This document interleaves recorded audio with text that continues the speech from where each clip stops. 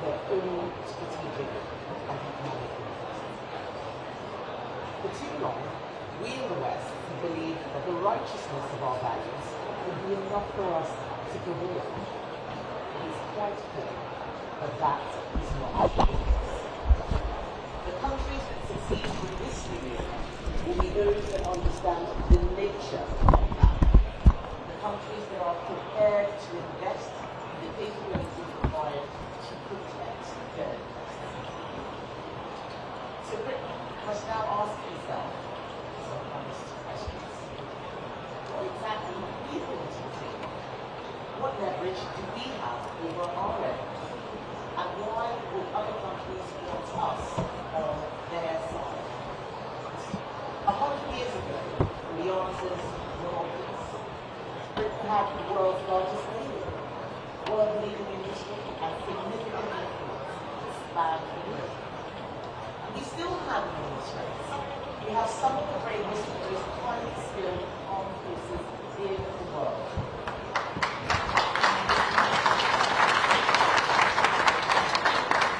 We have superior intelligence capabilities, outstanding special forces, and a continuous at-sea nuclear deterrent. We have world-class universities, brilliant scientists and engineers, cutting-edge technology companies, and if you do not need to remind you, one of the most important aerospace and defense sectors anywhere in the world.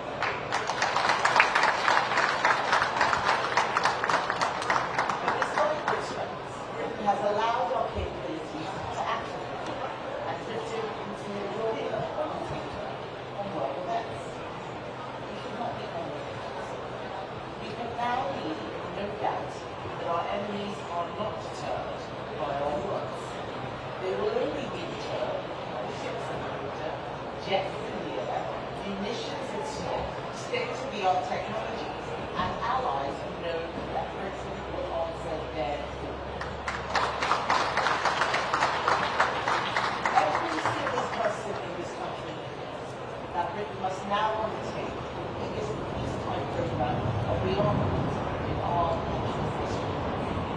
That rearmament requires money, and finding the money requires tough choices. For decades, Britain spent least dividends at following the end of the war. Politicians of all parties and the electorate prioritized common issues of the day over the times. We looked away from Georgia and Crimea and voted England onwards. But when Russia launched its full-scale invasion of Ukraine, we could be in no doubt of what lay ahead. Before the Second World War, more than every £7 spent by the government was put on health and welfare. Today, it is one in every £3. This is not sustainable. Some people claim that higher borrowing and higher welfare spending are the only options, but that is not true. And if Britain was suddenly to react, it would become very obvious, very quick. We cannot afford for that to happen. Our new Prime Minister entered office yesterday.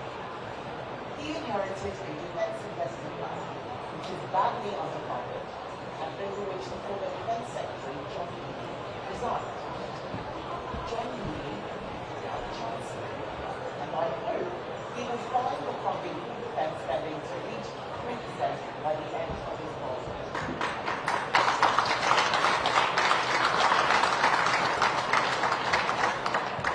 Healey will know he has also inherited a £5 billion black hole in the defence fund, alongside other unspecified savings, and so difficult decisions will need to be made.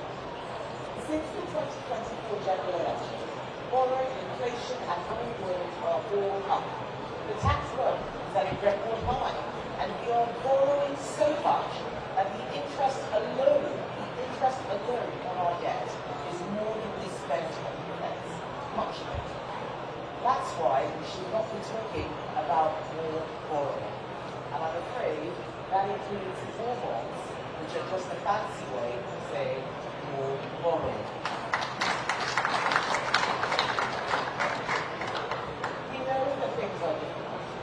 That's why I've offered to work with Andy in the national interest to cut the benefits bill.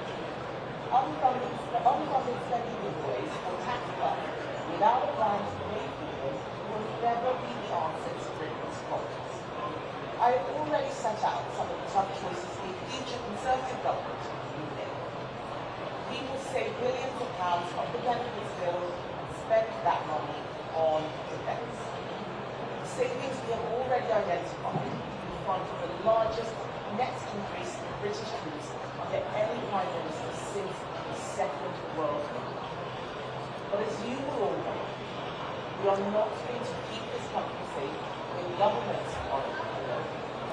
That's why I have announced that we will also reallocate £17 billion for government research spending, crowd in the private sector, so that we can create a new sovereign defence fund.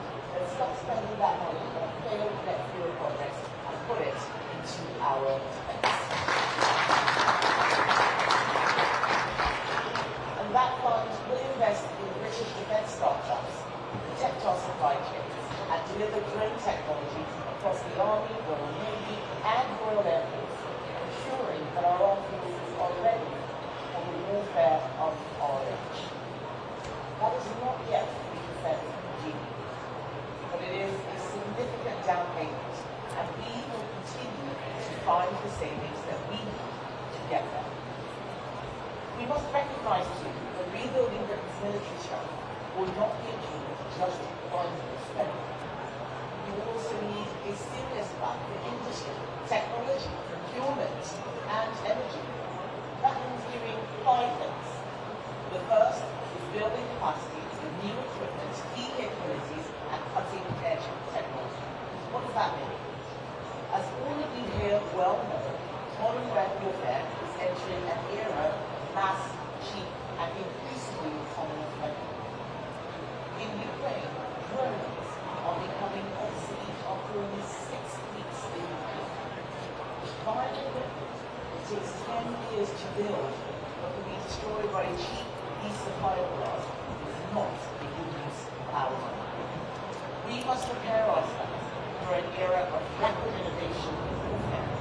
That means integrating our armed forces far more closely with the private sector, shortening development cycles, and producing kits that can respond to battlefield experience in months rather than years. We have a superb defence industry in this country, including some of the most strategically valuable companies in the world. Britain is well placed to undertake smart rearmament, and our economy stands to gain tens of billions of pounds to get it right. The second thing we must do is support the defence and aerospace industry with better regulation and more legal procurement. Britain must face up to the fact that defence procurement is taking too long and costs too often with poorly controlled. The war in Ukraine has shown that quality assistance cannot adapt at speed. If we want to harness the many advantages of our defence industry, we must remove the structural barriers that are blocking investment and innovation. We need factories that are capable of producing drones at an enormous scale. Just last year, I visited MSARS along with James Partridge, I was MSARS is a small defence company in Devon that is developing innovative maritime drones. And yet they will be forced to test their systems abroad because British regulations would not allow them to test beyond the Great region. How are we supposed to deliver the Navy of the future if British defence companies cannot test foreign drones in the The third thing we must do is prioritise cheap and reliable energy. How will our defence and aerospace industry compete with British manufacturers are paying 4 times more for electricity than American businesses? It is especially vulnerable to energy price shocks because we have failed to treat energy security as a national priority it is. A country that cannot provide affordable energy to its factories will not remain an industrial power. And a country that is not an industrial power will not remain a serious military power.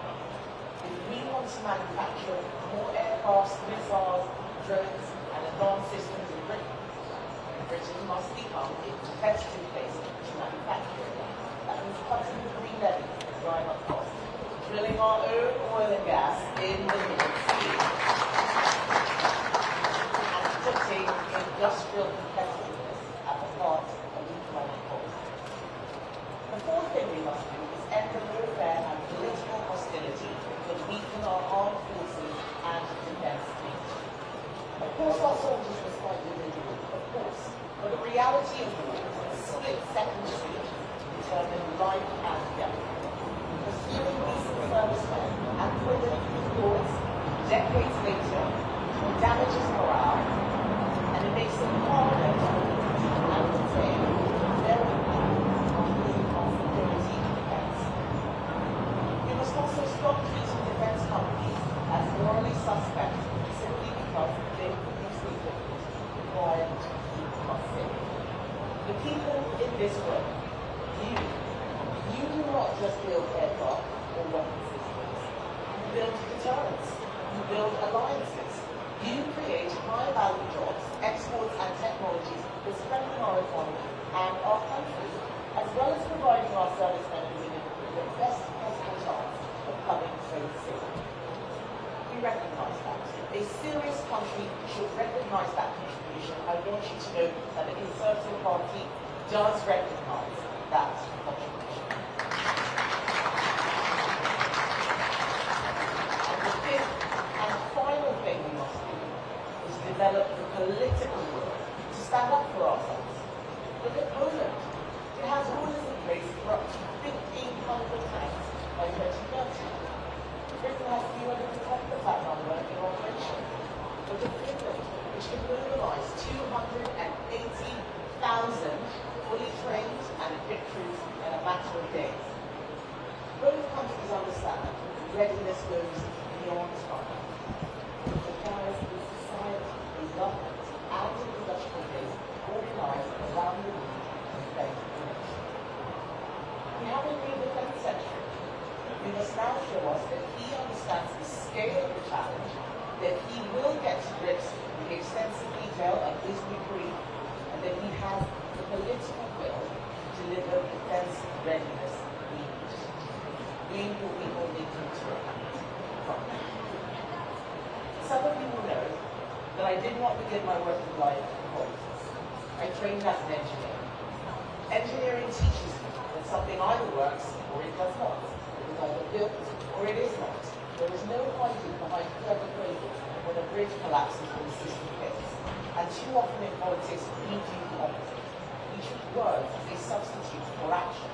And that might work for a while in some areas of government. It does not work in defence. The world is becoming more dangerous and Britain must act. And we have all the ingredients we need.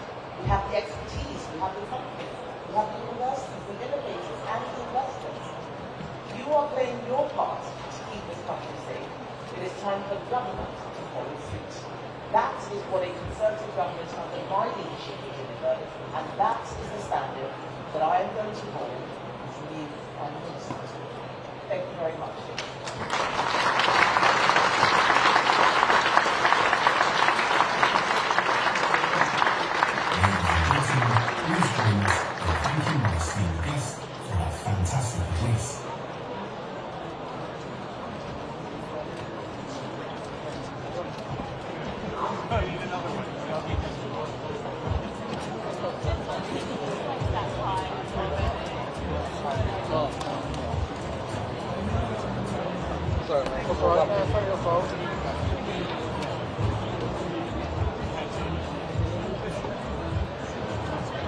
Why didn't you ask that?